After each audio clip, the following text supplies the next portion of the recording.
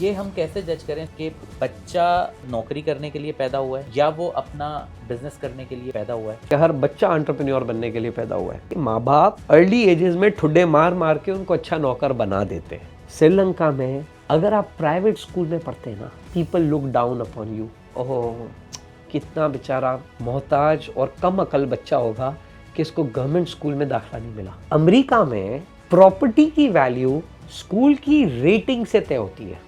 Teachers development training वो model पे हो रही है जो 96 से चल रहा है, वो उसी तरह से टीचिंग प्लान बना रहा है। तो जब आपका इनपुट ही वो है तो आउटपुट कैसे बदलेगा? ये टीचर कैसे इंस्पायर करेगा स्टूडेंट को? और इसमें जो नुकसान है फैसल बहुत खतरनाक है। Our kids are losing respect for teachers.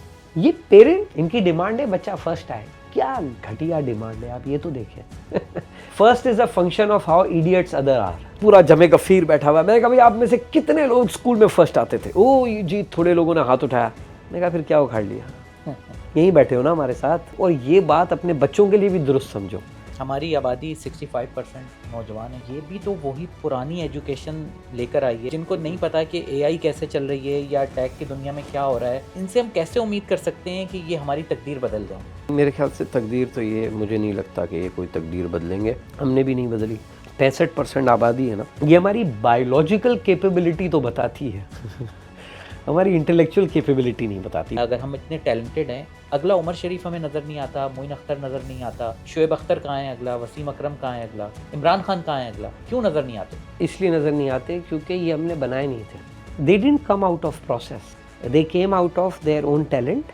हमें बस दुआ ही करनी होती है कि कहीं कोई या अल्लाह किसी के यहाँ बाबर आजम पैदा हो जाए। ये it has to be an accident. आप इंडियन आइडल में देखो, जब एक बच्चा ऑडिशन के लिए आता है और सेलेक्ट हो जाता है, उसी बच्चे को फाइनल्स की परफॉर्मेंस में देखा करो। वो एक इंसान ही अलग होता है, उसकी स्टेज प्रेजेंट 2000 गुना बढ़ गई होती है। ऐसा क्यों होता है कि आपका टॉप टैलेंट क्रिकेट का, वो माइक पे आती है उसको मौत आ जाती है? नियम क्यों नहीं सिखाते? कोई टैलेंट हो ना हो, कहते हैं कि कॉर्पोरेट में एक टैलेंट बहुत है, वेट लिफ्टिंग का टैलेंट। हाँ। तो आपको क्या लगता है कि वेट लिफ्टिंग वर्क करती है कॉर्पोरेट में? चलिए मैं आपको एक, आप लोग एक दूसरे की तरफ क्यों देखते हैं? अस्सलाम वालेकुम, मैं फैसल वहीद हूँ और आप इनकलाब वॉइस देख रहे हैं। और आज की पॉडकास्ट रवायती पॉलिटिकल या इकोनॉमिक्स बेस्ड जो मैं पॉडकास्ट करता हूँ उनसे थोड़ा हटकर है, और ये टॉपिक मेरे दिल के बहुत करीब है। और जो आज के गेस्ट हैं वो भी मेरे दिल के बहुत करीब हैं, सोहेल ज़ंदानी साहब। सोहेल ज़ंदानी साहब का तारुफ मैं करवाता चलूँ, कुछ वो ख़ुद भी करवा देंगे। पेरेंटिंग उनका हार्डकोर सब्जेक्ट है। इसके अलावा वो कॉर्पोरेट में SEOs की ट्रेनिंग करवाते हैं और लिंक्डइन पे अपना उनका एक बहुत बड़ी फॉलोइंग है, और इस वक्त हमारे साथ मौजूद हैं। तो सोहेल भाई, बहुत शुक्रिया, आपने हमारे लिए वक्त निकाला। कैसे हैं आप? खैरियत से? ज़बरदस्त। आपके तारुफ में कोई कोताही तो नहीं हो गई? नहीं, ज़्यादती हो गई। सोहेल भाई, पता तो आपको चल ही गया कि हम ये प्लान कर रहे थे, 1 महीना शायद हमें हो गया, फाइनली हम ऑन कैमरा हैं। तो सर, ये सारे टॉपिक्स जो अब हम डिस्कस करेंगे, पेरेंटिंग, स्कूलिंग, टैलेंट, ये मेरे दिल के बहुत करीब हैं और इन पे काफ़ी बात भी होती है। और मुझे याद पड़ता है कि हमारी इससे पहले भी एक दफ़ा बड़ी डिटेल्ड गुफ्तगू हुई है। आई थिंक उस कॉन्वर्जेसन के बाद फैसल बहुत सारे उस कॉन्वर्जेसन के बाद उस कॉन्वर्जेसन पे बहुत सारी कॉन्वर्जेशंस हुई। तो आई रियलाइज़ कि ये टॉपिक ना सिर्फ हमारे दिल के करीब है, ये लोगों का भी एक कंसर्न पॉइंट है। So I am glad to be here.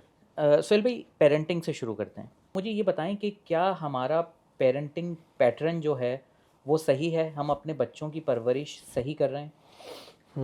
हम इसको फोकस रखेंगे मिडिल क्लास को, middle class, upper middle class, इसके आसपास रहेंगे। जी बिल्कुल। फैसल भाई देखें, पहले तो ये कि पेरेंटिंग के साथ है ना 2-3 बहुत ही भयानक हादसे हुए हैं। एक तो ये कि ये एस्पेक्ट या ये आइडिया कि एक कोई परफेक्ट पेरेंटिंग है, एक मतलब कोई एक गाइड बुक पेरेंटिंग है जिसको इंशाल्लाह फॉलो करेंगे तो बेहतरीन हो जाएगी। क्यों? क्योंकि parenting is not the function of आप माँ बाप हैं, parenting is the function of वो बच्चा है। तो पहले तो ये समझना बहुत ज़रूरी है, वो बच्चा है, वो आपको पेरेंटिंग के ज़ुमरे में लाता है। तो आप कितने ही प्रिपेयर्ड क्यों ना हो, वो क्या आइटम है विल डिटरमाइन योर सक्सेस। दूसरा, पेरेंटिंग का फैसल हो या सोहेल हो, हम सबके पास पेरेंटिंग का रोल मॉडल कौन होता है? फर्स्ट एक्सेसिबल रोल मॉडल हमारे अपने पेरेंट्स। वो पेरेंटिंग कब कर रहे थे? वो पेरेंटिंग कर रहे थे आज से 30-40 साल पहले। अब क्या ही लगे कि आज से 30-40 साल पुराना वाला कोई सिस्टम प्रोग्रामर आज के सिस्टम को प्रोग्राम कर रहा हो उसी नॉलेज से जो 30 साल पहले की नॉलेज थी। तो आई थिंक पेरेंटिंग की जो ये खला है, ये दो बेसिक चैलेंजेस की वजह से, एक के डिज़ायर है कि कोई परफेक्ट पेरेंटिंग है, ये एक बड़ा मसला है, और दूसरा जो मुझे लगता है बहुत सीरियस मसला है वो ये कि मैं इंस्टेड ऑफ अप्रिशिएटिंग कि आज का दुनिया बदल गई और मेरे बच्चे के चैलेंजेस मुख्तलिफ है, मेरा सोर्स पॉइंट जो है ना वो बहुत पीछे है। मैं ये नहीं कह रहा कि आपके या मेरे पेरेंट ने कुछ गलत किया है, ये हमने कब कहा? गलत तो तब होगा ना जब कुछ सही होगा। बात यह है कि वो रेफरेंस पॉइंट इतना आउट ऑफ ऑर्डर है, और हम जब उस रेफरेंस पॉइंट को आज के रेफरेंस पॉइंट से लगा रहे हैं तो आज आपको पता है हर घर में बात हो रही है, अब के बच्चे वैसे नहीं रहे क्यों रहने थे, मुझे यही नहीं समझ आ रहा। सो आई थिंक सबसे पहले हमें सोर्स पॉइंट जो है ना उसको क्लियर कर लेना चाहिए कि एक तो कोई राइट पेरेंटिंग नहीं है, और रोल मॉडल्स हमें चेंज करते रहना चाहिए, only then we progress. Suhail भाई, आपने मेरी कन्फ्यूजन जो है ना मज़ीद बढ़ा दी है ये बात कह के। मुझे ये बताएं कि आप कह रहे हैं कि राइट पेरेंटिंग कुछ नहीं होती, तो सर तो हम क्या करें? अपने आप को बच्चे के रहमो करम पे छोड़ दें, जो बच्चा कह रहा है वैसे करें? ना ना, क्या करें आप? राइट पेरेंटिंग नहीं होती का मतलब मेरा क्या है मैं बताता हूँ। बहुत अच्छा माली है जो लाहौर में नारियल का दरख्त पे काम करने की कोशिश कर रहा है, ये लगा रहे, ये बेहतरीन माली है। वो जो पौधा जिसको वो मैनेज करने की कोशिश कर रहा है वो पौधा उस एम्बियंस के लिए है ही नहीं। अब वो कितनी मेहनत कर ले वो वहां पे फल नहीं देगा, जबकि उसके मुकाबले में एक बहुत ही बेसिक सा माली कराची में नारियल का फल अगर चलाए तो उसको सक्सेस का रेशो बढ़ जाएगा। ठीक है ना? मैं जो बात, जैसे हम लीडरशिप पढ़ाता हूं ना, तो मैं लीडरशिप के अंदर कहता हूं leadership is not the function of leader, leadership is the function of follower. लेकिन हम क्या करते हैं, उसको कैसे पढ़ाते हैं लीडरशिप, मैंने देखा ना कॉर्पोरेट में लीडर के अंदर ये चीज़ें होनी चाहिए। मैं आपको एक जोक बताता हूँ। जब मैं लीडरशिप की ट्रेनिंग कर रहा था तो मैंने ना स्टार्ट में ऐसे ही लोगों से पूछा लीडर में क्या होना चाहिए, वो जी विजन होना चाहिए, तो उसमें डिसीजन मेकिंग होनी चाहिए, तो उसमें डेलीगेशन होनी चाहिए, तो उसमें टीम, और we had a list of 41 items. फिर आगे एक बंदा बेचारा बैठा था, उसने कहा ये लिस्ट देखकर तो फिर मैं ना ही समझूं। सो पेरेंटिंग का भी ऐसा है। पेरेंटिंग का ये है कि मैं खुदा न खास्ता ये नहीं कह रहा कि बच्चों को उसके हाल पे छोड़ दिया जाए, मैं सिर्फ ये बात कर रहा हूँ कि फैसल ने जो किया अपने बच्चों के साथ, और फैसल के बच्चे माशाअल्लाह मेरी नज़र में बहुत अच्छे हो गए, तो ये इस चीज़ की गारंटी नहीं है कि अगर मैंने फैसल वाला काम पूरा अपने बच्चों पे अप्लाई किया तो वो वैसे ही टर्न आउट होंगे। वो नहीं टर्न आउट होंगे, क्योंकि ये अलग बच्चा है, ये अलग जहन है, ये अलग माइंडसेट है, ये अलग पौधा है। तो फैसल के पेरेंटिंग, अभी आज हम पेरेंटिंग की कॉन्वर्सेशन कर रहे हैं, यकीन करें आज आप घर जाएंगे आपका भी बच्चों से झगड़ा होने वाला है, और मैं अभी आया हूं, मैं लड़ता हुआ आया हूं। तो does that makes me sit here? Yes, to share my vulnerabilities. I have my own challenges, you have your own challenges. लेकिन parenting should be function of child. जिस वक्त हमने पेरेंटिंग को कोई गाइड बुक बना ली ना कि इंशाल्लाह ये करने से सारे बच्चे सही हो जाएंगे, ये हमने बहुत सालों करके देख लिया और किसी को फ़ायदा नहीं हुआ। एज अ पेरेंट क्या अपने बच्चों को सही ट्रीट कर रहे हैं? उनके टैलेंट को हम पढ़ पा रहे हैं? बच्चे क्या चाहते हैं? अगर एक बच्चा कह रहा है कि यार मुझे स्कूल पसंद नहीं है, मुझे स्कूल नहीं जाना, ठीक है, या अगर वो मदरसे से जाता है, कहीं पे भी जाता है, मुझे वहाँ नहीं, प्ले ग्रुप में नहीं जाना, वो रो रहा है, तो हम क्या करें? उसको ना जाने दें, उसकी हाँ में हाँ मिला दें? क्या करना चाहिए? नहीं, देखिए वैसे तो अगर मुझे कभी कोई पता चलता है ना बच्चे को स्कूल नहीं जाना है, मुझे ज़ाती तौर पे बड़ा दुख होता है, क्योंकि अल्लाह सुब्हाना ताला ने बच्चे को बनाया ऐसा है कि बच्चा जब कुछ सीख रहा होता है ना उसको बड़ा मज़ा आता है, वो ग्रो करता है, उसको बड़ा मज़ा, ये फितरी अमल है ना। तो अगर एक बच्चे को स्कूल में मज़ा नहीं आ रहा है ना, ये तो वैसे ही दिल दुखा देने वाली बात है। मतलब ये स्कूल के ऊपर फीडबैक है, पहले तो ये बिल्कुल क्लियर कर लें उसको। लेकिन है ना, बाज़ पेरेंट्स को ये लगता है, देखें आप और मैं जब बड़े हो रहे थे तो जो ऑटिस्टिक बच्चा था ना उसको ऑटिस्टिक नहीं कहते थे, ढीठ कहते थे। मुझे बहुत दुख होता है ये बात कहते हुए क्योंकि मैंने अपने साथ ऐसे बच्चे देखे। उस वक्त मैं भी ऑटिस्टिक डिफाइन नहीं कर सकता था, क्योंकि ऐसा तो नहीं था ना आप और मैं गूगल पे सर्च कर लेंगे। वो ढीठ बच्चे थे, हम डिसलेक्सिक बच्चों को ढीठ बच्चे कहते थे। बिल्कुल इसी तरह हर बच्चे की लर्निंग एबिलिटीज़ और डिसेबिलिटीज़ होती हैं। अगर स्कूल उस एबिलिटी और डिसेबिलिटी को इंगेज नहीं कर पाता तो वो बच्चा अपसेट हो जाता है। बहुत हमने आप लोगों ने पहले भी किया है, मदरसे की एजुकेशन, स्कूल की एजुकेशन, हमने बहुत सारी जगहों पे देखा है कि किस तरह बच्चों को ट्रीट किया जाता है। तो अब माँ बाप का क्या है कि नहीं जी वो नहीं, माँ बाप को कंसर्न होना चाहिए कि इसको क्यों मज़ा नहीं आता। अब इसमें मसला बच्चे के ढीठ होने का नहीं है, और इसका मसला ये भी नहीं है कि स्कूल नेसेसरीली बेकार है। हो सकता है बच्चा कोई ड्रामा कर रहा हो, बट ये तब सॉल्व होगा जब पेरेंट्स उस प्रोसेस में इंगेज होंगे। आप अगर देखें, हम अपने बच्चों को स्कूल या मदरसा किस तरह डालते हैं, ताकि कम से कम यार ये 6 घंटे तो बाहर रहे।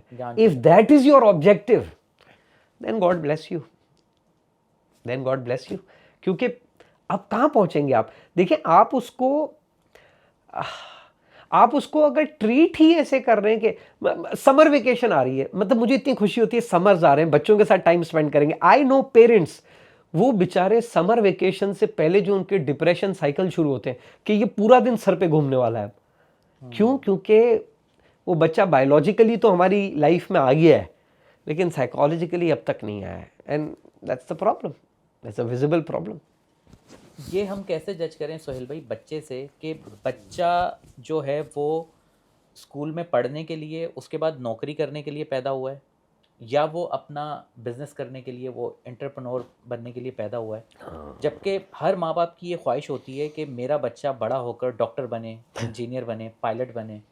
ठीक है, तो बच्चे की भी तो विश है ना, ज़िंदगी उसने गुजारनी है, या वो माँ बाप के सामने सरेंडर कर दे? वो दिन तो गए माँ बाप के सामने सरेंडर करने वाले। अब तो दिन मुझे नहीं लगता वो आएंगे, अब तो माँ बाप ही सरेंडर करेंगे। लेकिन इस फ्रेम को समझते हैं। पहले तो आपको पता है ये एम्प्लॉयमेंट, कभी इसके ऊपर अलग से मौजू बना के हम गुफ्तगू करेंगे। एम्प्लॉयमेंट बहुत पुराना कॉन्सेप्ट नहीं है, ये 120 साल पुराना कॉन्सेप्ट है। हेनरी फोर्ड लाया है इसको। लेबर होता था दुनिया में, पुश पुल डिग लिफ्ट, ये काम होते थे। फिर वो फोर्ड की असेंबली लाइन लाया और नौकरियां क्रिएट हुई। तो क्या बच्चा नौकरी के लिए पैदा हुआ है या एंटरप्रेन्योरशिप के लिए? कोई मुझसे पूछे ना तो मैं तो वल्लाह ये बात बेच सकता हूँ कि हर बच्चा एंटरप्रेन्योर बनने के लिए पैदा हुआ है। हमारा काम ये होता है कि माँ बाप अर्ली एजेस में ठुड्डे मार मार के उनको अच्छा नौकर बना देते हैं। एक बच्चा क्रिएटिव पैदा होता है, वो तो माशाल्लाह फिर हमारी मेहनत लगती है और उसका सत्यानाश होता है। इसका मैं आपको एक स्टोरी देता हूँ। मेरी बेटी जब मॉन्टेसरी जाती थी तो वहाँ पर एक बच्चा आता था, Daniyal. And I really hope कि ये पॉडकास्ट उसके पेरेंट्स तक पहुँच सके, उनको मैं याद हूँ, और उन्होंने बीच में मुझसे राब्ता भी किया था। तो दानियाल जो था, रोज़ मेरी बेटी घर आएगी, वो दानियाल की कहानी सुनाएगी। पापा आज उसने ये किया, आज उसने ये किया। आज शरारती, ओहो हो। तो मुझे बड़ा था दानियाल से मिलूं, लेकिन वो हो ही नहीं पाता था। तो वो बच्ची को सब बोलते थे दानियाल से दूर। मैं बेटी को कहता था बेटा stay friends with Daniyal, because मेरा तजुर्बा कहता है ऐसे ही बच्चे काम आते हैं। ये जो टीचर के फेवरेट होते हैं किसी के काम नहीं आते। तो बहरहाल मेरी बेटी का बर्थडे आया तो वो गुडी बैग्स लेकर हम गए वहाँ पे। तो मैं और मेरी बेगम हम बैठे, हम गुडी बैग्स दे रहे हैं बच्चों को, अलग अलग गिफ्ट्स थे। बच्चे लाइन में खड़े, हम गिफ्ट देंगे, वो क्या कहेंगे? Thank you uncle, thank you aunty. तो हगी तो किसी वो चल रहा था हमारा, तो वो थैंक यू बोल रहे थे, मेरा वेलकम आ रहा था, और हम बड़े एक रिदम में आ गए थे। Thank you welcome, thank you welcome, pattern था। एक बच्चा आया, उसको मैंने फुटबॉल दी, मेरा वेलकम रेडी था। उसने कहा कितने का है? तो मेरा वेलकम फंस गया। तो एंड जैसे ही उसने कहा तो पीछे उसकी जो टीचर खड़ी थी उसने कहा दानियाल। मैंने कहा ओहो हो लेजेंड ये। तो मैंने उसको गोद में उठाया, मैंने कहा 30 रुपीज़, जबकि 200 का था। मैं कहा 30 रुपीज़। उसने बॉल को देखा, उसको लगा डील तो सही मिल रही है। मुझे कहता है नीचे रखो, पापा आएंगे लेके दे दूंगा। मैंने कहा अब तो पापा से मिलेंगे भाई हम। तो फिर सारे बच्चे चले गए, ये मेरी बेटी के साथ ही खेल रहा था क्योंकि इसके साथ कोई नहीं खेल रहा था। What a shame. तो इनके अब्बा है, तो गेट पे इनका नाम लिया, दानियाल। गेट पे होता है ना, आंटी खड़ी होती है, नाम लेती हैं, तो दानियाल का नाम लिया। तो ये बेचारा अपना बॉल उठाया जाने लगा, तो मैंने इसको गोद में ले लिया। तो अब्बा जी इसके सामने से आए, मैं कहा अस्सलाम वालेकुम। मुझे कहते हैं वालेकुम सलाम। मैं कहा आपका बेटा है? उसने मुझे हाँ नहीं कहा। मैं कहा आपका बेटा है? उसने कहा क्या किया? मैंने कहा कुछ नहीं किया, बहुत प्यारा बच्चा है। वो इतना अपसेट था, मुझे कहा आप एक दिन रख लें। तो मैंने दानियाल को रखा। मैं कहा आप ज़रा मेरे साथ बैठे, मैं चाइल्ड साइकोलॉजिस्ट हूँ, मुझे आपसे बात करनी है, जो कि मैं नहीं हूँ, बट वरना वो बैठता नहीं। मैं कहा क्या मसला है? तो उसने अपना सारा मसला बताया। मैंने उसका पूरा मसला सुना। मैं कहा यार मुझे तो आप पे बड़ा दुख हो रहा है कि आपके साथ बड़ी ज़्यादती हो गई। उसने कहा वो कैसे? मैं कहा यार माशाल्लाह आप जनरेशन दर जनरेशन अच्छी नौकरियां करते रहे हैं, मतलब अब आपके डीएनए में नौकरी शामिल हो गई है, और पता नहीं क्यों अल्लाह ताला ने ऐसा किया है कि आपके घर में एक एंटरप्रेन्योर पैदा कर दिया है, एक एंटरप्राइजिंग बच्चा। अब मेहनत बड़ी होगी, इसको भी अपनी तरह नस्ली नौकर बनाने में मेहनत बड़ी लगेगी कि किसी तरह ये भी बैंक में जॉब पे आ जाए। तो बच्चा, हर बच्चा आर्टिस्ट है यार, हर बच्चा अपने लेवल का कोई स्पेस चाहता है। लेकिन अब ये जो आपने वर्ड्स लिए डॉक्टर इंजीनियर, क्यों? क्योंकि doctor engineer when we were growing up were the elite professionals. फिर कहीं बीच में चार्टर अकाउंटेंट्स पैदा हो गए, फिर आईटी वाले पैदा हुए हैं। मुझे याद है एक पेरेंट मुझे मिले थे, या अल्लाह, वो मुझे कहते हैं मैंने सोचा है मेरे बच्चे को मैं इट कराऊंगा। मैं कहा ये क्या होता है? बोला आजकल सब करते हैं। मैं कहा इट क्या होता है? उसने कहा करते हैं बीएस इट, करते हैं एमएस इट। मैं कहा वो आईटी? बोला इट। मैं कहा फिर तो आप कराएं। ये है। तो वो अब आज माँ बाप, बहुत सारे माँ बाप को मैं जानता हूँ, कहते हैं मैं अपने बच्चों को यूट्यूबर बनाऊंगा। अब वो जेनजी फ्रेम में आ गए, तो वो हम ट्रेंड उठाते रहते हैं। लेकिन बच्चे की इनेट स्किल्स क्या हैं, वो एक लंबी जर्नी है, और उसके ऊपर हम आगे गुफ्तगू कर सकते हैं। बच्चा पैदा हुआ, माँ बाप की गोद में आया, आपने माँ बाप की साइकी भी बता दी कि वो बच्चे को लेके क्या तवक्कुआत रखे हुए हैं। बच्चा एक बिल्कुल ही अलग माइंड का है, मैच नहीं कर रहा। उसके बाद वो पहुंच गया स्कूल, जब 3 या 4 साल का हो गया। पहले तो ये बताएं कि ये 3-4 साल की एज सही है? What a disaster, school what a में आ गया, डिजास्टर, व्हाट अ ठीक है। फिर डिजास्टर। स्कूल में आने के बाद भी हमारा एक सिस्टम है, प्ले ग्रुप, फिर केजी, फिर KG1, और इस तरह से चलता है। और आपको लगता है कि वो बच्चा वहाँ पर स्कूलिंग को एंजॉय कर रहा है? करना चाहिए असूली तौर पे। देखिए अभी मैं एक आर्टिकल लिख रहा हूँ, और अल्लाह करे कि मैं इस हफ्ते के एंड तक उसको कंक्लूड कर लूँ। मैं एक आर्टिकल लिख रहा हूँ what schools are for. Schools किस लिए हैं? तो क्या हुआ कि एक स्कूल जिनके साथ मैं एक प्रोजेक्ट कर रहा था, तो मैं उनकी ना प्री नर्सरी देखने गया। तो उनका स्पोर्ट्स पीरियड चल रहा था, उसमें उन्होंने रेस लगाया, और 8-9 बच्चे थे। तो एक बच्चा जो है वो फर्स्ट आ गया। तो मेरे साथ टीचर बैठी हुई थी, तो मैंने उसको पूछा क्या समझ आया आपको इसमें? उसने कहा सी सुहेल, ये बच्चा जो फर्स्ट आया ना, he will turn out to be a good athlete. मैंने वो रेस शुरू होते हुए देखी थी। जब वो रेस का उसने सीटी बजाया ना फैसल, तो एक बच्चा वो सीटी से इतना घबरा गया, काफ़ी देर तक तो सीटी बजाने वाले को देखता रहा, इसने क्यों बजाई है। उसके बाद वो भागा, और वो जो भागा ना वो उससे तेज था। लेकिन वो पहली रेस में चूंकि 5th 6th 7th आया है ना, टीचर को दिख गया फर्स्ट वाला वो है। आप देखिएगा मैट्रिक तक हर क्लास में उसको पहले चांस मिलने वाला है। अब स्कूल का काम क्या था? स्कूल का काम ये था जो पहली रेस में फर्स्ट है उसको हर साल दौड़ाएं, या स्कूल का काम ये था कि सबको दौड़ना सिखाएं? कभी सुना हमने दौड़ना सिखाते? नहीं। हम तो कहते हैं दौड़ना, दो टांगे भाग लो, 2 कान है सुन लो, जबान लगी हुई है बोल लो। ये सीखने वाले काम है। तो स्कूल किस लिए? स्कूल इसलिए कि भाई जो आ गया था मेरे पास माल वैसे ही निकाल दूंगा, या मैं इस पर मेहनत करूंगा। सो स्कूल्स में प्राइमरीली बच्चों को मज़ा आना चाहिए। और मेरा ये ख्याल है कि स्कूलिंग में बाज़ जगहों पे, और ये मैं जो बाज़ जगहें कह रहा हूँ, मैं ये स्कूल, ये हमारी अशरफिया और टॉप लाइन स्कूल्स की बात नहीं कर रहा। मैं बात कर रहा हूँ ये जो मिडिल टीयर को केटर करती हैं, लोअर मिडिल को केटर करती हैं। फैसल मैं ये बिल्कुल I will not shy away, मैं यहाँ नाम नहीं लेता कि मैं क्यों किसी 1-2 के नाम लूँ और दूसरे अच्छे उनके नाम नहीं जानता हूँ तो मैंने नहीं लिए। लेकिन मैंने देखा है बहुत सारी जगहों पे बहुत बेहतर काम हो रहा है, अच्छा काम हो रहा है। और अगर कोई मेरी माने, आज भी एक पेरेंट मेरे पास मिलने आई थी ऑफिस, तो मुझे कहती हैं या we are sending her to this school, it's not one of the big names. मैं कहा no, but you don't need a big name, you need the right school. आपका बच्चे पे अटेंशन है, आपके टीचर्स अच्छे हैं, वो आपके साथ इन्वॉल्व हैं, और आपके घर के करीब है, तो आपको क्यों बच्चे को ऐसा भेजना है कि स्कूल से आते आते उसको 1.5 घंटा पहुंच जाए। सो यू नो, ये क्यों सबको ब्रिज के यहाँ भेजना है स्कूल में? ब्रिज के यहाँ अगर स्कूलें अच्छी ही होती तो माशाल्लाह ब्रिज के यहाँ लोगों को कानून फॉलो करना आ गया होता। तो नहीं आया। तो हमारा जो एजुकेशन सिस्टम है और जो स्कूलिंग सिस्टम है, उसको अगर हम देखें तो जो हमारी लोअर मिडिल क्लास है, जो गरीब तबका है, और जो हमारी एलीट है, उनके स्कूलिंग में भी बहुत ज़्यादा फ़र्क है। आपको पता है, एक बच्चा जो है वो सरकारी स्कूल में पढ़ के बड़ा हुआ है, ठीक है, उसको उसी तरह के टीचर्स मिले हैं।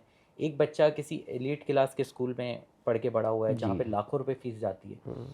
तो जाहिर सी बात है कि जब वो बच्चा 18 साल का हो जाएगा, एक सरकारी स्कूल में पढ़ने वाला और एक एलीट स्कूल में पढ़ने वाला, गो के ये ज़्यादा ज़हीन है जो सरकारी में पढ़ रहा है, इसमें ज़्यादा टैलेंट है।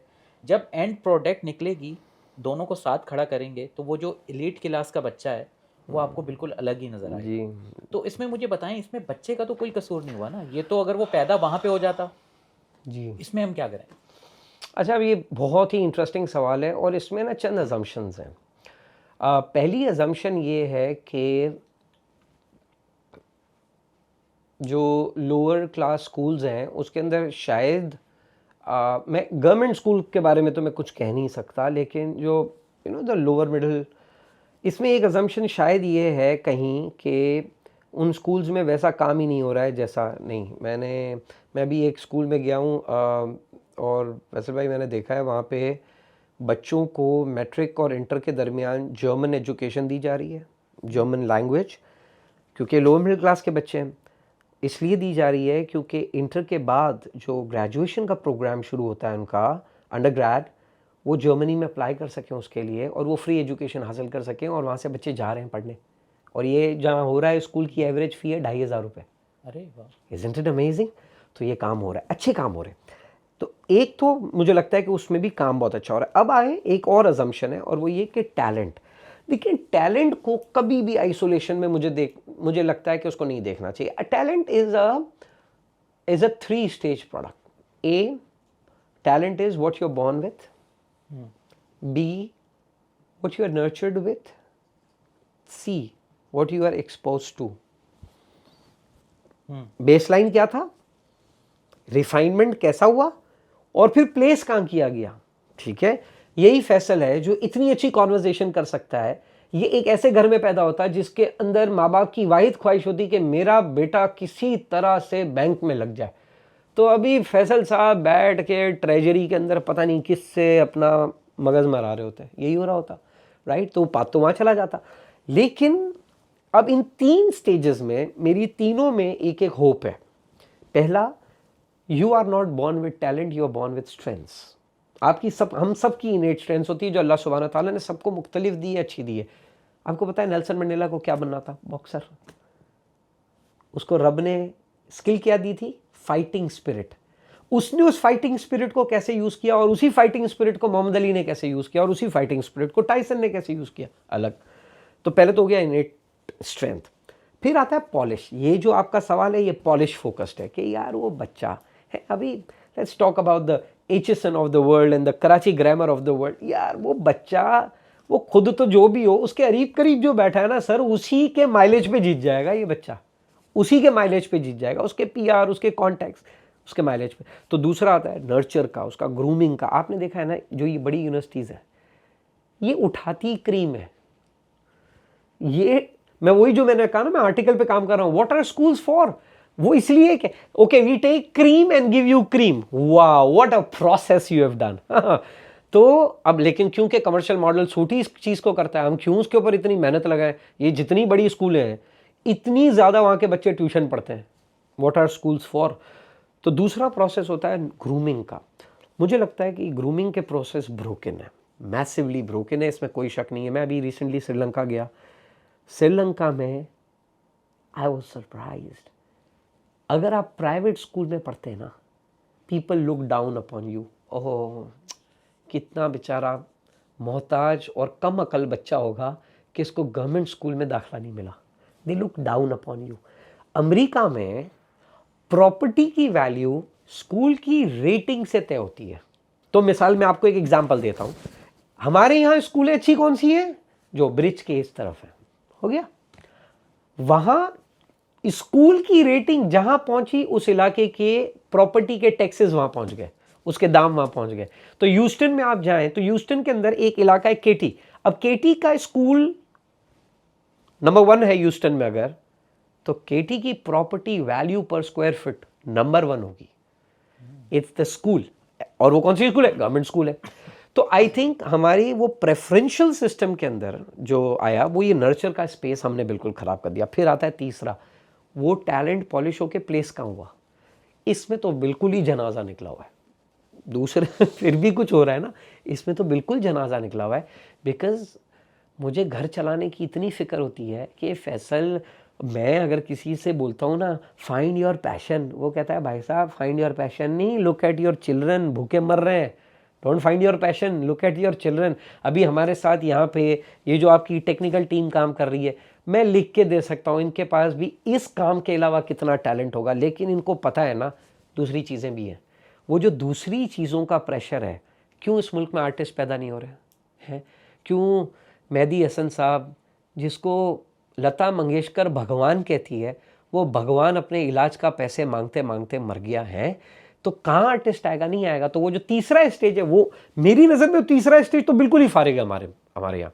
And I think that is something where there needs emergency, या इमरजेंसी होनी चाहिए और कहीं नहीं। टैलेंट के ऊपर बाद में डिटेल से आते हैं। स्कूलिंग के बाद मुझे बताएं कि जब हम हायर एजुकेशन में आए तो हमारे कॉलेजेस हैं, यूनिवर्सिटीज़ हैं, वहाँ पर जो हम इस बच्चे को पढ़ा रहे हैं, तो अब तो जब हम यूनिवर्सिटी में आते हैं तो अब तो हम उस स्टेज के ऊपर आ जाते हैं कि जब सिर्फ हमें तालीम नहीं, साथ में कोई ना कोई पेशे की गाइडलाइन भी देनी होती है, प्रोफेशनल एजुकेशन है ना ये। तो हम अपने इदारों में क्या प्रोफेशनली अपने टैलेंट को डेवलप करते हैं इस बच्चे को जब वो यूनिवर्सिटी या कॉलेज में आता है?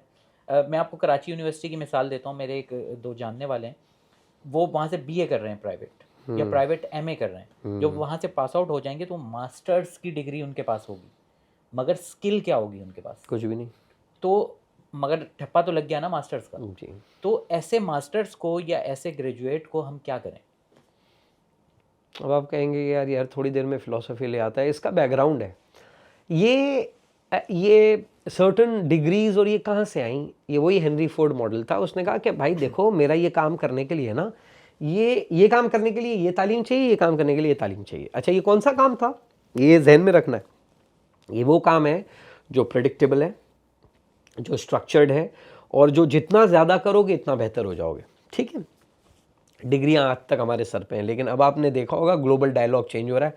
दे आर सेइंग भाई डिग्री विग्री नहीं, स्किल बता क्या, स्किल बता क्या है। आज मैं अभी आपके तवस्सुल से चलेंगे, मैं थोड़ा सा लार्जर मीडिया, आपको बहुत सारे लोग देखते हैं, तो मैं यहाँ कहता हूँ, हमारे यहाँ का 4 साल का इंजीनियरिंग किया हुआ बच्चा आज अमेरिका जाए ना, उस इंजीनियरिंग की डिग्री पे तो उसको इंशाल्लाह कुछ नहीं मिलना वो लगेगा वॉलमार्ट में, और वो भी कैश वाली जॉब पकड़ी तो $8 से $12। इससे हम प्रोफेशंस को ट्रांसफॉर्म कर रहे हैं। इसके लिए देखना पड़ेगा कि कौन सी यूनिवर्सिटियाँ ज़्यादा खुल रही हैं इस मुल्क में। हर बंदा, हर यूनिवर्सिटी की ख्वाहिश है हम MBA का प्रोग्राम ऑफर करते हैं, BBA MBA है मैंने BBA भी किया और MBA भी किया है। मैं हल्फन कह रहा हूँ कि इन सारे सालों में मैंने जितना पढ़ा है ना, इंजीनियरिंग का स्टूडेंट पहले सेमेस्टर में पढ़ता है, पहले इतनी मेहनत वो पहले सेमेस्टर में कर लेता है। ठीक है, लेकिन वो ये कर क्यों रहे हैं, हम ये पढ़ क्यों रहे हैं? पाकिस्तान में अगर प्रोफेशनल एजुकेशन नेशनल डिमांड से मैच कर रही होती तो इस मुल्क के बड़े इदारे एग्रीकल्चर और टेक्सटाइल के नहीं होने चाहिए थे, जस्ट थिंक।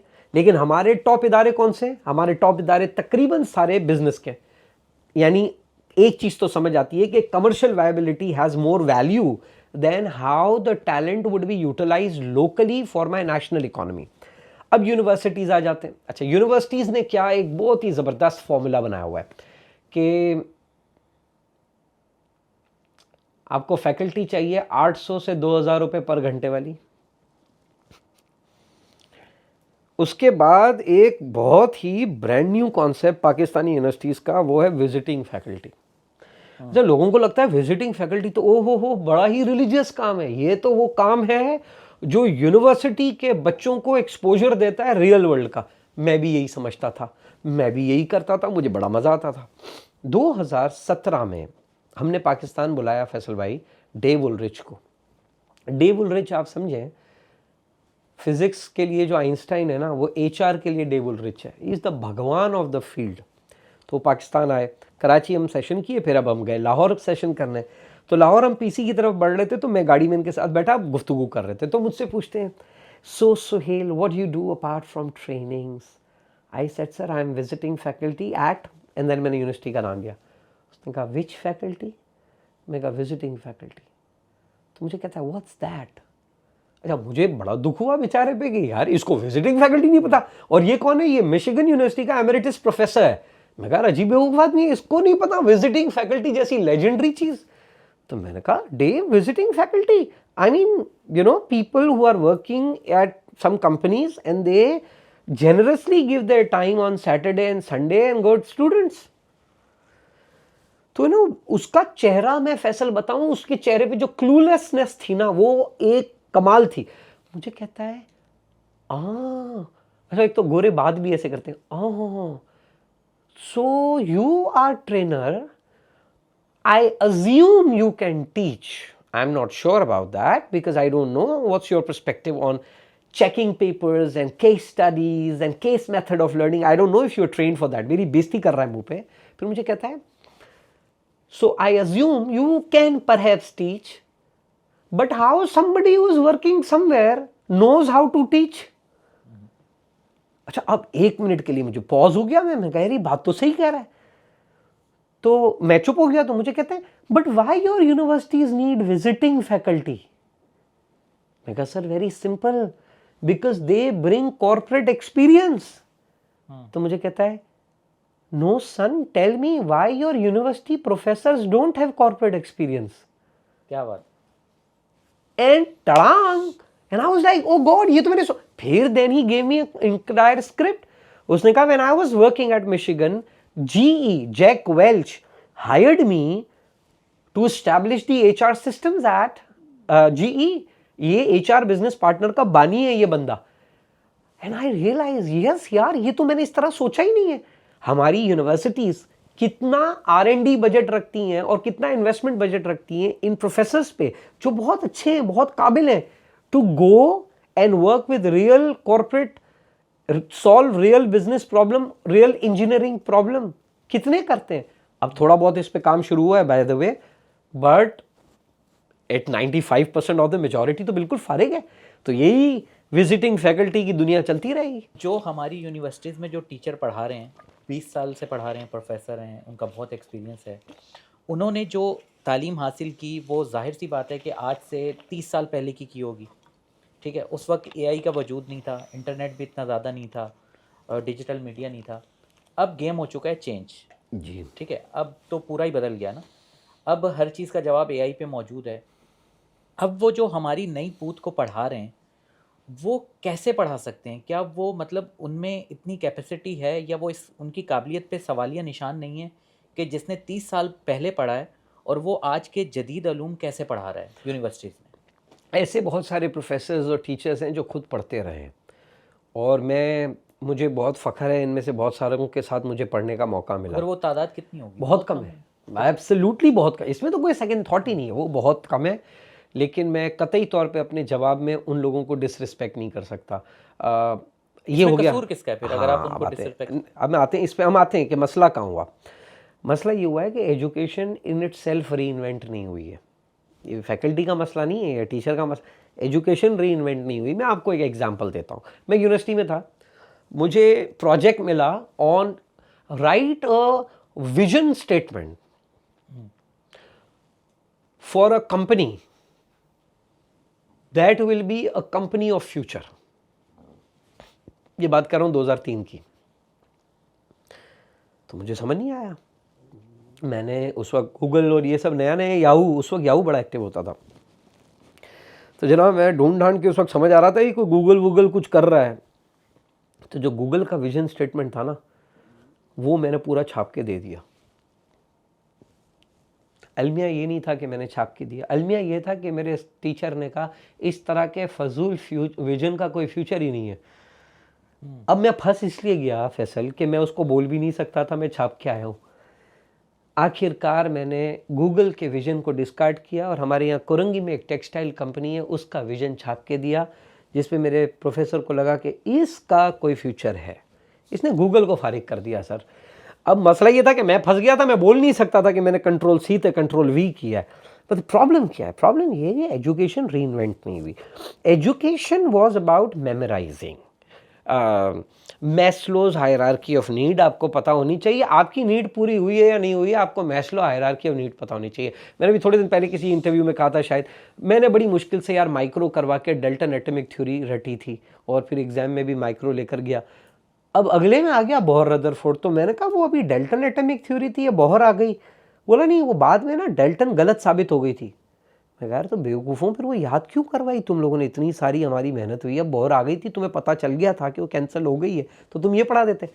कॉन्सेप्ट क्या था, आप पाकिस्तान स्टडी याद कर ले, याद कर लेना has failed as a symbol of intelligence. अब क्या है, अब with chat GPT the kind of possibilities that are there, ये टीचर कैसे इंस्पायर करेगा स्टूडेंट को। और इसमें जो नुकसान है फैसल बहुत खतरनाक है, our kids are losing respect for teachers. क्यों? क्योंकि वो ये देख रहा है ये जो मुझे बता रहा है। और देखिए, एक तो होता है नहीं, हम बच्चों को कहते रहे नहीं जी टीचर की रिस्पेक्ट करें, टीचर की रिस्पेक्ट करें, बिल्कुल मैं ये कहूँगा टीचर की रिस्पेक्ट करें, लेकिन टीचर का मीनिंग क्या है? टीचर का मीनिंग वो है जो आपके पर्सपेक्टिव्स को एलिवेट करे, और जब भी आपके पर्सपेक्टिव्स को कोई एलिवेट करता है, आप चाहो ना चाहो उसकी इज्जत करते हो, राइट? आप चैट जीपीटी 5.1 आ गया है तो चैट जीपीटी 3.0 की क्यों रिस्पेक्ट करोगे? पता है भाई, आप घर में सर्च करते हैं, अब कितने लोग गूगल पे सर्च कर रहे हो, कितने चैट जीपीटी पे आ गए ना, मूव किया। क्यों? Because I understand this is a better medium. If teachers don't upgrade themselves. तो सोहेल भाई, मैं आपसे यही तो पूछ रहा हूँ कि आप तो इन जो तालीमी इदारे हैं यहाँ जाते हैं ना, लेक्चर्स देते हैं, ट्रेनिंग्स देते हैं, तो आपको लगता है कि यहाँ पर काम हो रहा है उस तरह से जिस तरह से होना चाहिए? आई थिंक यस, थोड़ा बहुत काम होता है और अच्छा काम होता है। प्रॉब्लम ये है, और अगर मुझसे कोई पूछे, और अगर ये इंटरव्यू जो लोग सुन रहे हैं उनमें से कोई अगर इसमें इन्वेस्टर है ना, आई हैव एन आइडिया। क्या? एकेडमिक एजुकेशन को खुदा के वास्ते एकेडमिशन से बाहर लेकर आए। तो आप पूरे सिस्टम को ही पलटने की बात कर रहे हैं। मेरे पास और कोई ऑप्शन नहीं है। टीचर्स डेवलपमेंट ट्रेनिंग वो मॉडल पे हो रही है जो 96 से चल रहा है, वो उसी तरह से कैरिकुलम बना रहा है, वो उसी तरह से टीचिंग प्लान बना रहा है। तो जब आपका इनपुट ही वो है तो आउटपुट कैसे बदलेगा? ये हो गया एक। दूसरा, ये आप इसको ना फील कर सकोगे इंशाल्लाह। आपके जो टीचर्स थे ना, आप उनको देखो ना तो आपको पता चलता था ये टीचर ही है भाई, वो हर वक्त टीचिंग मोड में होते थे। अभी बहुत सारे टीचर्स पता है कौन है? जिनको बैंक में जॉब नहीं मिली। तो teaching does not comes to them as passion, it comes to them as an alternate to another job which was not accessible to them or not available to them or they didn't qualify for that, right? So I think, और मैंने अभी recently बहुत ज़्यादा स्कूलों के साथ actively ये काम करना शुरू किया है टीचिंग मेथडोलॉजीज़ के ऊपर, and teaching methodologies which are challenging them, which are challenging the ways and the narratives that they have learned. But इसमें मेहनत अब बहुत लगेगी। और ये मैं आपको फैसल बताऊं, बहुत सारे हमारे लिसनर शायद मायूस ना हो जाएं, ये खाली पाकिस्तान का मसला नहीं है, it's a global crisis. You know where this crisis is worst? In India it's worst. हमारे यहाँ फिर भी थोड़ा आबादी के हिसाब से थोड़ी बहुत बचत है, लेकिन I think this needs a serious reimagination. It will not do with the same academic conferences and the same academic papers and the same academic writeups. It's not changing the world. ये हम सोहेल भाई रट्टा style से कैसे बाहर आए? अभी मैंने एक विज़िट किया है कि स्कूल के अंदर बच्चे से बातचीत हुई, तो उसने मुझे बताया कि टीचर ने मुझे यहाँ से लेके यहाँ तक का होमवर्क दिया था। मैंने कहा क्या होमवर्क दिया था? इसको कल जो है ना वो ज़ुबानी याद करके आना है, मैं आपसे सुनूंगी। तो उस बच्चे को नहीं पता कि क्या बात हो रही है, बस उसको लाइनें रट के आनी है और वो टीचर को सुना देगा। आसान है ना, टीचर के लिए ये काम आसान है। और हम जब तक देखें, उस बच्चे का तो कसूर नहीं है। नहीं है बिल्कुल। देखें, कंफर्ट है ना, मैं अक्सर लोगों को पढ़ाता हूँ, करेज का ऑपोजिट कंफर्ट है। यानी आपको करेज जब दिखानी पड़ेगी ना, तो ये वही स्टेज होगा जब आपको अपने कंफर्ट से बाहर आना पड़ेगा। ठीक, कंफर्ट बुरा हो सकता है। अब टीचर के लिए कंफर्ट क्या है? सर टीचर तो तनख्वाह ले रहा है ना बेचारा, वो तो अपना घर चला रहा है, वो तो एक सरकारी मुलाजिम है, वो क्यों अपना कंफर्ट छोड़ेगा? वो इसलिए, हाँ, तो मैंने यही कहा ना, मुल्क का थोड़ी सोच रहा है वो उसको तो घर। मैंने क्या कहा, टीचिंग एक ऐसा प्रोफेशन है, ये अलमिया है इसका, आज आज अभी कभी बैठेंगे हम डॉक्टर के प्रोफेशन के लिए कि ये जो दवाइयाँ प्रिस्क्राइब होती हैं ये किस रॉकेट साइंस के तहत प्रिस्क्राइब होती हैं। बिल्कुल इसी तरह टीचिंग एक ऐसा प्रोफेशन है which ideally we should look up to it. The day teaching becomes yet another option of profession ना, we have lost it. Teaching is something that you solely and totally commit to. उसके बगैर जो भी outcome निकलेगा ना वो फारिग होगा। क्यों? क्योंकि teacher is someone who is always out of the comfort. मेरे आपने कराची यूनिवर्सिटी का भी जिक्र किया, हमें यूनिवर्सिटी में उन्होंने पढ़ाया है वहाब सूरी साहब। और अगर सर आप सुन रहे हैं, थैंक यू। वहाब साहब कोई स्लाइडें नहीं लगाते थे, वो हमें अनकंफर्टेबल करते थे। हम जिस थॉट को लेके पुख्ता हुए होते थे ना, वो उस थॉट को अनकंफर्टेबल करके चले जाते। इतना मज़े से अनकंफर्टेबल किया, चले गए। अब हम तड़पते रहे। ये टीचर का काम था। आज भी मैं उनको देखूंगा, आई विल बो down in respect. Teacher elevate करता है पर्सपेक्टिव। यहाँ वाकई Faisal this has become a crisis. But मेरी उम्मीद क्या है, ये जो बार बार नहीं कहते रहते हैं स्कूलें बिजनेस बन गई हैं, मैं बहुत अरसे से कह रहा हूँ इट्स एन अपॉर्चुनिटी। कैसे? देखो, आप ये पॉडकास्ट कर रहे हो, अगर आपके पॉडकास्ट नहीं देखे कोई, फिर आप क्या करोगे? आप वो पॉडकास्ट करोगे ना जो लोग देखना चाहते हैं, राइट? स्कूल का कस्टमर कौन है? पेरेंट। ये पेरेंट अगर डिमांड्स अपनी चेंज कर दे, इनकी डिमांड है बच्चा फर्स्ट आए। क्या घटिया डिमांड है, आप ये तो देखें। First is a function of how idiots other are, right? First is not any statement कि आप कितने अच्छे हो। First is a function of दूसरे कितने निकम्मे हैं। तो पेरेंट की डिमांड अगर बदल जाए, तो पेरेंट अगर ये कहने लगे कि यार ये मेरा बच्चा जो है ना, इसको स्कूल में मज़ा नहीं आ रहा, ये इंजॉय नहीं करता, तो ये जाके प्रिंसिपल को कहे कि यार आप अपने टीचर्स के साथ काम करें ना, how to make education fun and engaging. लेकिन वही अभी बात नहीं कर रहा है। स्कूल्स तैयार है, वो तो बिजनेस है ना, हम कहते हैं बिजनेस है ना, मैं तो मानता हूँ बिजनेस है। मुझे लगता है आपको और मुझे और हम जैसी बहुत सारी आवाज़ों को ये जो कस्टमर है ना, स्टूडेंट नहीं, डिमांड नहीं आ रही, वो डिमांड नहीं आ रही, वो डिमांड बढ़ाएं। मैं आपको लिख के दे रहा हूँ, ये बिजनेस है ना, ये बिजनेस कन्वर्ट होगा, सिंपल है। क्योंकि वो तो मांगी फर्स्ट रहा है, तो फर्स्ट कैसे आएगा? यहाँ से यहाँ तक याद करने में ही फर्स्ट आएगा ना, और तो फर्स्ट आने का कोई तरीका। मैं आपको इसकी एग्जांपल देता हूँ, मैंने 2-3 जगह कोड भी किए, तो अगर कोई ऐसे लिसनर्स हैं जो दोबारा से सुन रहे हैं तो मैं माफ़ी चाहता हूँ। मैं बेटी अर्ली बात कर रहा हूँ, मैं अपनी बेटी की पेरेंट टीचर मीटिंग में गया, तो वो जो पेरेंट टीचर मीटिंग में अल्ट्रा छोटी कुर्सियाँ नहीं होती जिसमें स्क्वाट करके बैठना पड़ता है, तो मैं बैठा, तो जो हमारी टीचर थी उन्होंने कहा, ओ आपकी मेरी बेटी का नाम लिया, oh she is such a lovely kid, maths में थोड़ी वीक है। एंड पहले तो मुझे खुशी हुई एक इंडोर्समेंट आई कि चलो औलाद अपनी है। लेकिन दूसरा प्रेशर ये था कि मेरी बेगम मैथ्स में जीनियस है, तो मैंने कहा ये तो मेरी बेटी की शाम ताबनाक हो गई। तो फ़ौरन मैंने टीचर से पूछा, मैंने कहा टीचर ये अपना लंच बॉक्स दूसरे बच्चों के साथ शेयर करती है? बोला हाँ। और बोला पहले तो हमको लगता था जो पसंद नहीं है वो शेयर करती नहीं है, वो शेयर करती है, अब मैंने देखा है चॉकलेट भी शेयर करती है। मैं कहा चलें गुड। मैं कहा आपके साथ रिस्पेक्टफुल? बोला मेरी तो ये पर्सनल असिस्टेंट है। मैं कहा चलें शुक्र। मैं कहा दूसरे बच्चों के साथ बिहेवियर कैसा है इसका? बोला वेरी हेल्पफुल, वेरी काइंड। मैं कहा टीचर ये मेरे सिखाने वाले काम थे, मैथ्स आप सिखाएं। When the customer changes, they have to change. They have to change. और ये it needs a serious parental education. Serious. They need to understand कि बच्चे को मैथ्स में, मैं अभी ट्रेनिंग्स करवाता हूँ ना, ये मैंने जाकिर खान के शो में देखा था। मैं भी ट्रेनिंग अभी लास्ट में नाम नहीं लेता क्लाइंट का, वो पूरा जमे गफीर बैठा हुआ। मैंने कहा भाई आप में से कितने लोग स्कूल में फर्स्ट आते थे? ओ जी थोड़े लोगों ने हाथ उठाया। मैं कहा फिर क्या उखाड़ लिया?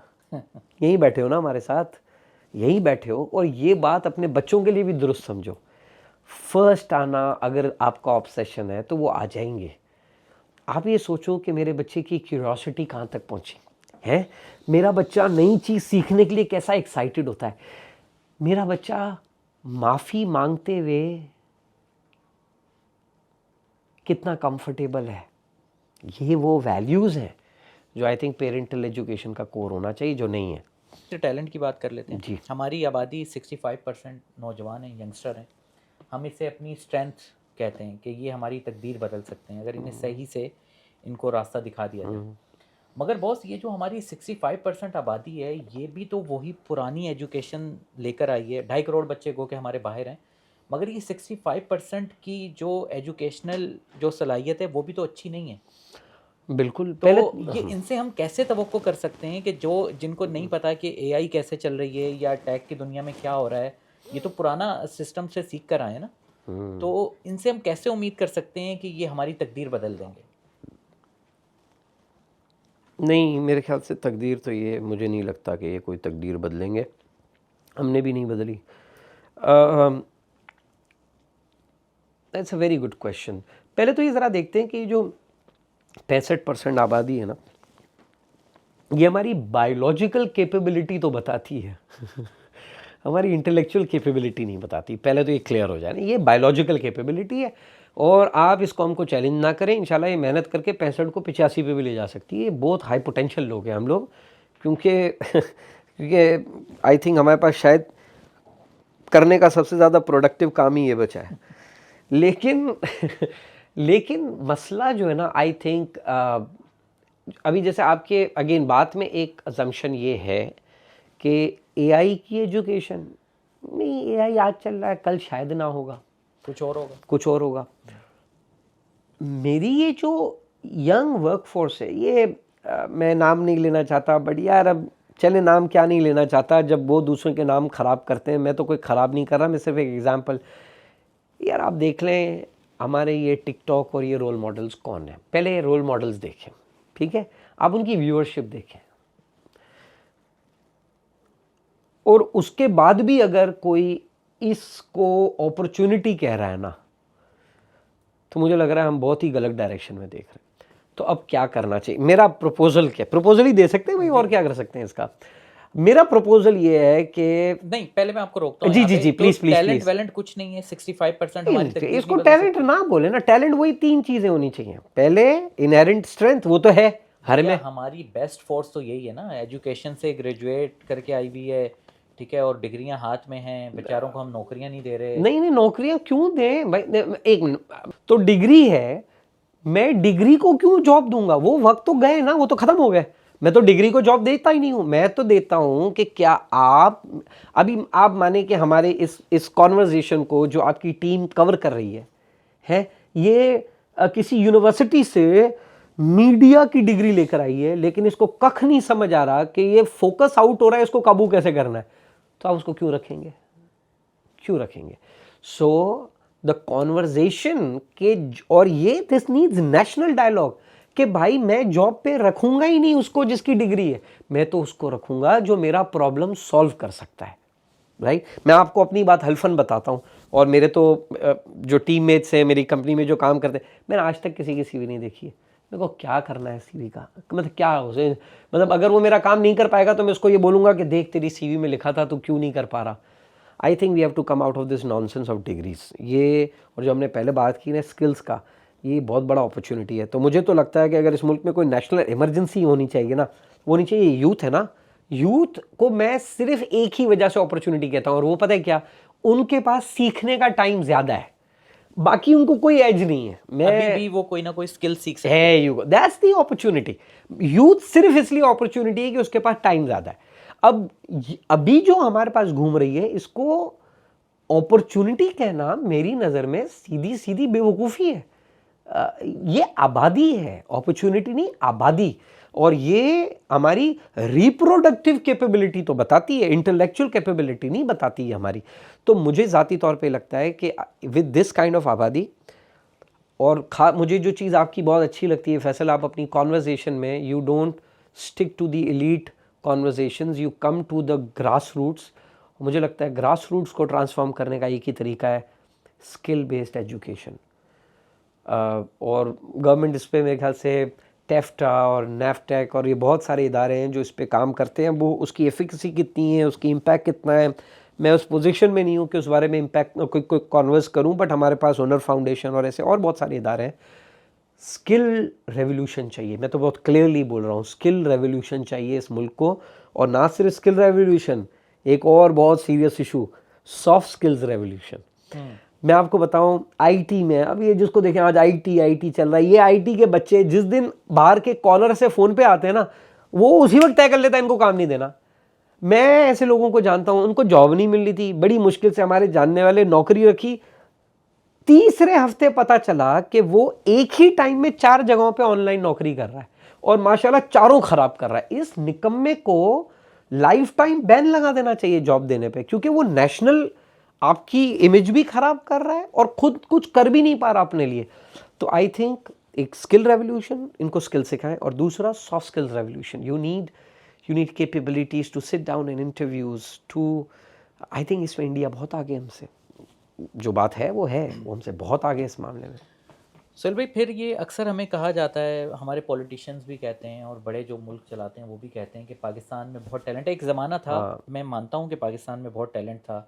अब बड़े बड़े नाम गुजरे हैं, क्रिकेट में देखें इमरान खान है, दूसरे स्पोर्ट्स जहांगीर खान, जानशेर खान, स्टेज की तरफ आ जाएं मोइन अख्तर, उमर शरीफ, फिर वसीम अकरम, शोएब अख्तर, बहुत बड़े नाम हैं। साइंसदानों में जो है अब्दुल कदीर खान, ये सारे टैलेंटेड लोग कुछ गुजर चुके, कुछ हैं मौजूद हैं। आपको लगता है कि इनका रिप्लेसमेंट क्यों नहीं आया? अगर हम इतने टैलेंटेड हैं, अगला उमर शरीफ हमें नज़र नहीं आता, मोइन अख्तर नज़र नहीं आता, शोएब अख्तर कहाँ है अगला, वसीम अकरम कहाँ है अगला, इमरान खान कहाँ है अगला? ओके, क्यों नज़र नहीं आते? इसलिए नज़र नहीं आते क्योंकि ये हमने बनाए नहीं थे। They didn't come out of process, they came out of their own talent and whatever hustle they were able to afford. देखो एक चीज़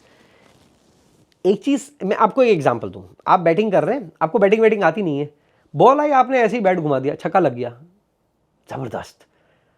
अब मैंने कहा यार फैसल भाई ये वाला छक्का दोबारा मार के देखा ना, अब फैसल भाई ने पूरी उम्र लगा दी, वो छक्का नहीं लगेगा। क्यों? क्योंकि जो पहला वाला लगा उसमें आप इन्वॉल्व थे ही नहीं।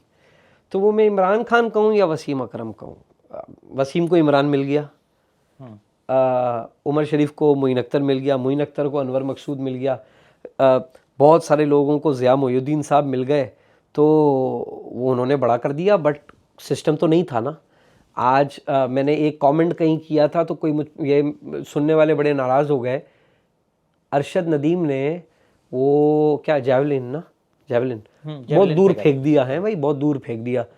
अब चले उसको हो सकता है कोई स्टेट ओनरशिप मिली हो उस वक्त जब वो सीख रहा था, मिली होगी आई एम श्योर। तो मैंने कहा बात तो ये कि अगले साल कौन फेंकता है वो मैं देखता हूँ अगले ओलंपिक में। क्यों? क्योंकि it's not happening out of system.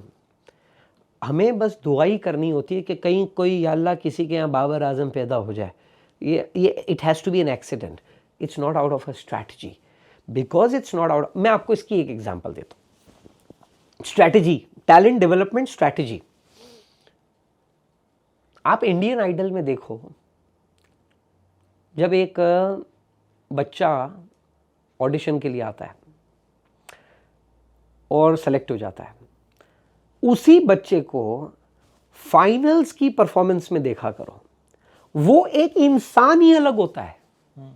शायद उसकी गायकी 5% बढ़ी होती है, लेकिन उसकी स्टेज प्रेजेंट 2000 गुना बढ़ गई होती है। Confidence, right? यानी उसको उस साइकिल से गुजारा जाता होगा ना, ऐसे ही तो नहीं होता होगा। ऐसा क्यों होता है कि आपका टॉप टैलेंट क्रिकेट का, वो माइक पे आती है उसको मौत आ जाती है? नियम क्यों नहीं सिखाते? आपकी क्लाइमर है समीना बेग, सारे माउंटेन सर कर गई, शुक्र है अल्लाह का कि वो कुछ बोल पाती है, ना बोल पाती तो आपको पता ही नहीं चलता वो। तो हमारे यहाँ क्यों ये आर्ट खत्म हो रहा है? इसलिए खत्म हो रहा है क्योंकि it's all accident, and because it's accident Coke studio और ये इस तरह के प्लेटफॉर्म थोड़े आते हैं, फिर हमें एक बायकॉट याद आ जाता है, फिर उसके बाद हम पक्के मुसलमान हो जाते हैं। तो so I think talent is an accident in this country. और वो एक्सीडेंट कौन सा? वो जो बॉर्न हो गया, इसको नर्चर मिल गया। हमारी डेलिब्रेट स्ट्रैटेजी नहीं है, और ये हम जब तक नहीं मानेंगे हम इसको इम्प्रूव नहीं कर सकते। क्योंकि मेरा हमेशा सवाल होता है, दूसरा मोइन अख्तर क्यों आए? दूसरा फैसल आ जाए, कमाल होगा। दूसरा ताबिश हाशमी आ गया ना, लेकिन अब उस ताबिश हाशमी के बनने के लिए किसी और ने मेहनत नहीं की। ताबिश नहीं, यहाँ ठुड्डे खाए, वहाँ जलील हुआ, यहाँ पहुँच गया। इंडिविजुअल है वो भी, सिस्टम ने नहीं बनाया। सिस्टम ने नहीं बनाया, और जब तक सिस्टम नहीं बनाएगा तब तक हमें हादसों का इंतज़ार करना है बस। सुहेल भाई, हम पेरेंटिंग से चले, स्कूलिंग पे आए, फिर हमने जो है यूनिवर्सिटी की, हायर एजुकेशन की बात की। अब हम थोड़ा सा डिस्कस कर लेते हैं कॉरपोरेट की तरफ। जब टैलेंट निकला, किसी ना किसी तरह उसको नौकरी मिल गई, ठीक है, किसी भी कॉरपोरेट सेक्टर में आ गया वो, किसी अच्छी कंपनी में उसको जॉब मिल गई, वहाँ पर हम अपने टैलेंट के साथ क्या कर रहे हैं? क्या कॉरपोरेट्स वगैरह का इन्वायरमेंट आइडियल्स है? और आप तो बहुत अच्छे से ये चीज़ जानते होंगे, क्या कॉरपोरेट को या किसी कंपनी को जो टैलेंट चाहिए, जो रिक्वायर्ड है, वो उन्हें आसानी से मिल जाता है? नहीं, बिल्कुल नहीं मिल रहा। इस वक्त कंपनीज को टैलेंट नहीं मिल रहा, लोगों को जॉब नहीं मिल रही। ये बड़ी अजीब बात है। मतलब I can tell you names after names after names of the corporates, and उन सबको वो सीधा, अभी आज मेरी 3 मीटिंग थी, तीनों मीटिंग में एक एजेंडा था, सोहेल, लोग नहीं है, लोग नहीं है, और आधी आबादी तो बेरोजगार है। और ये लोग, अब वही वाली बात आ गई कि हमारे पास आबादी है, टैलेंट नहीं, क्योंकि मुझे जो काम करवाना है वो कैपेबिलिटी तो उसके पास है नहीं। अच्छा, अब वो कैसे नहीं है, वो कैपेबिलिटी क्यों नहीं है? क्योंकि जो यूनिवर्सिटी पढ़ा रही है वो तो अपना कैरिकुलम पूरा करा रही है, वो बात करती नहीं है कॉर्पोरेट से कि तुम्हें क्या चाहिए, राइट? मैं एक एग्जांपल देता हूं, इस वक्त किसी को फिलिप कॉटलर की पड़ी हुई मार्केटिंग चाहिए ही नहीं, उसको तो चाहिए कि ये जो क्रम्बल कुकी है इस्लामाबाद में, इसने ऐसा क्या किया कमबख्त ने कि 10 रुपए की एड लगाए बगैर पूरी दुनिया में चल गई, क्या किया, ये चाहिए। लेकिन ये वो जो भी लौंडे हैं जीकी के, क्या दिमाग चलाया बच्चों ने। आज आप देखो ये मंटो, ये लामा, ये जो ब्रांड्स क्रिएट हो रहे हैं, इन्हीं को कंपेयर कर लो बड़े ब्रांड्स के सामने, वो घुटने टेक गए, उनसे नहीं हो रहा। क्यों?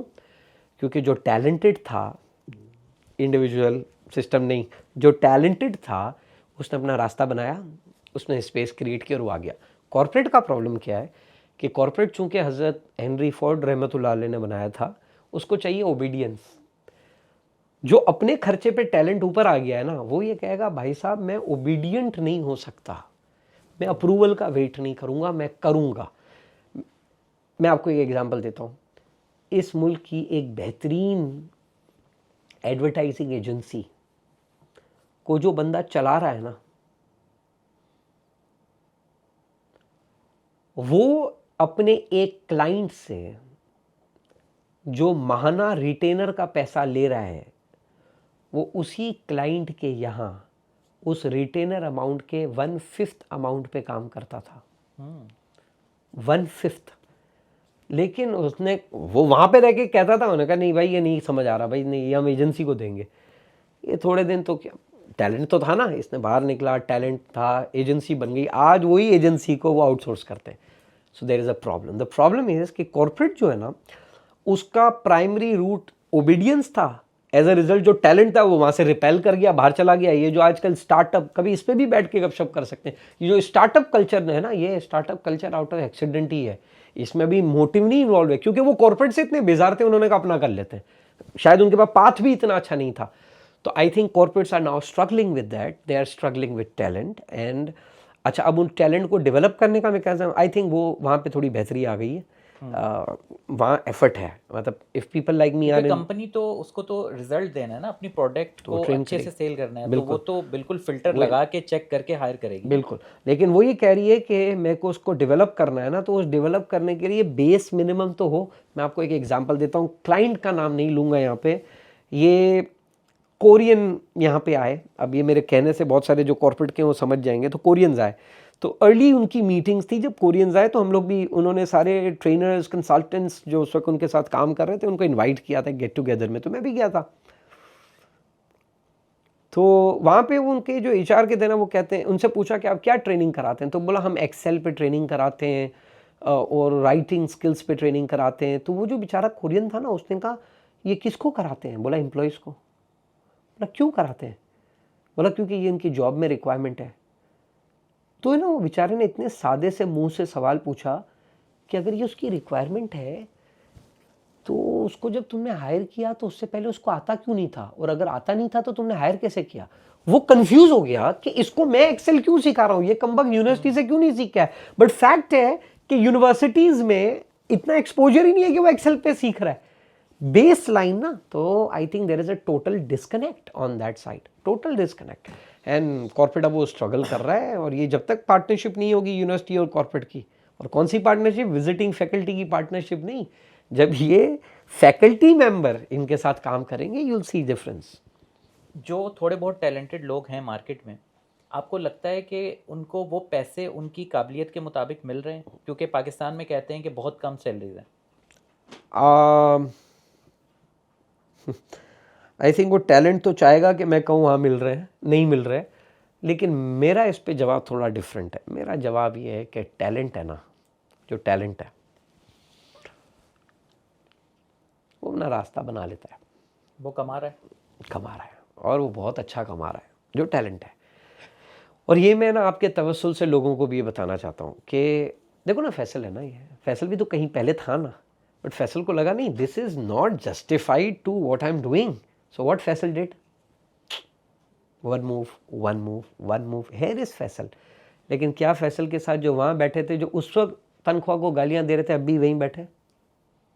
Talent problem. टैलेंट अपना रास्ता खुद बनाता है, टैलेंट कंप्लेन नहीं करता, टैलेंट रास्ता बनाता है। और चूंकि उसकी कमी बहुत है, इसलिए हाँ ये है कि वेजेस के मामले में हम बहुत स्ट्रगल कर रहे हैं। और हम क्या करती है गवर्नमेंट, मिनिमम वेजेस बढ़ाती रहती है। ये बहुत ही स्टूपिड आइडिया है, कभी इस पे बात करेंगे, इट्स नॉट हेल्पफुल। अगर ये आर्टिस्टिक मिलियनर, ये निशात और ये इनके पास जो 20-30 हज़ार बंदा है, आप मिनिमम वेज खाली 32,000 से 40,000 कर लो, 40,000 इनका एम्प्लॉई है, 40,000 इंटू 8,000, आप सिर्फ सोचो मंथली इम्पैक्ट कितना आया। तो ये सेठ तो कहेगा ना कि मैं 40,000 बंदे को नौकरी दे रहा हूँ, इससे अच्छा मैं 4 अच्छी मशीनें लगवा लूँ, फारिग करो इनको। तो हमें लगता है हम बड़ा इम्पैक्ट ला रहे हैं minimum wage. It's not minimum wage. मेरे ख्याल से government should be worried about minimum competence. सही। एक लाइटर क्वेश्चन पे गुफ्तगू ख़त्म करते हैं। जी सर। कोई टैलेंट हो ना हो, कहते हैं कि कॉर्पोरेट में एक टैलेंट बहुत है, वेट लिफ्टिंग का टैलेंट। हाँ, तो आपको क्या लगता है कि वेट लिफ्टिंग वर्क करती है कॉर्पोरेट में? चले मैं आपको एक, आप लोग एक दूसरे की तरफ क्यों देख रहे हैं? मैं एक आपको कहानी सुना देता हूँ। एक बुल थी, बुल था, सॉरी बुल थी क्या, एक बुल था और एक बर्ड थी। ये दोनों बहुत अच्छे दोस्त थे। तो बर्ड की बहुत उम्र हो गई थी, तो बर्ड उड़ नहीं पाती थी। तो उसने अपने बुल को बोला कि यार मैं अब उड़ नहीं पाती। रोज़ बुल उसको अपनी दुम पे ऐसे बिठा के, पीठ पे बिठा के घुमाता रहता था जंगल में। तो उसने कहा यार मैं उड़ नहीं पाती। तो बुल ने कहा देख मेरे पास एक आइडिया है। बोला क्या? बोला मैं जो शिट करता हूँ ना उसको तू खा। वो बहुत गुस्सा हुई बर्ड। उसने कहा जी, उसने कहा देख भाई इसमें प्रोटीन बहुत है, ताकत बहुत है, पूरी इंसानियत बुलशिट पे पल रही है, तू भी खा, तेरे को भी फ़ायदा होगा। तो पहले तो बड़ी रिलक्टेंट थी, लेकिन मरती क्या ना करती, उसको उड़ने का तो था नहीं। तो उसने कहा तू एक काम कर, फ्रेश नहीं खा, थोड़ा ड्राई हो जाए फिर खा, तो इतना स्मेल भी नहीं होगा। तो पहले दिन जो है ना वो बर्ड ने बड़ा रिलक्टेंटली थोड़ा सा शिट खाया। तो उसी दिन उसकी परों में ताकत आ गई। उसने कहा ये तो हो रहा है। उसने कहा क्या करूँ? उसने कहा भाई 7 दिन का कोर्स है, रोज़ सुबह शाम तू खा। उसने जनाब 7 दिन तक बुलशिट खाया। पहले दिन पहली टहनी, दूसरे दिन दूसरी टहनी, तीसरे दिन तीसरी टहनी। एक हफ्ते में तो दरख्त के टॉप पे पहुंच गया है बर्ड। और जब पहुंच गया वो बर्ड ऊपर, तो गुनगुनाने लगी, चहचहाने लगी। तो एक शिकारी जा रहा था, उसने इतना खूबसूरत बर्ड देखा, गोली मारी, ले गया। कहानी के मफहूम 2 हैं। बुलशिट आपको ऊपर तक ले जा सकता है, वहाँ रख नहीं सकता। तो ये जो लिफ्टिंग का टैलेंट है ना, ये आपको ऊपर ले जा सकता है, रख नहीं सकता, आप एक्सपोज हो जाएंगे। और दूसरा इसका मफहूम ये है, ये लिफ्टिंग वालों के लिए, कि when you are full of bullshit at least keep your mouth shut. चलें सोहेल भाई, बहुत मजा आया आपसे बात करके। Thank you sir. इंशाल्लाह दोबारा भी आपसे कोई निश्चित रखते हैं। इंशाल्लाह, बहुत शुक्रिया। Such a joy. Thank you. अल्लाह हाफिज़।